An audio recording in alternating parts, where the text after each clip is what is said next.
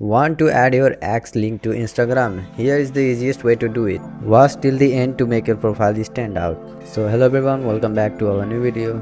Today in this video I am going to show you how to link your X account to your Instagram account. So let's start the video. First of all, go to your X profile and copy link from there, and then open the Instagram app and you will be on the home page of your Instagram.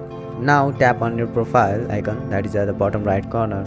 Now you will see profile here. Just tap on the edit profile option and you will see several settings over here like name, username, pronouns, and you will see add links option in between the bio and banners. Tap on it, and again you will see add external link option over here. Tap on it, and here in URL section paste the link that you copied from the X profile, and in title type X.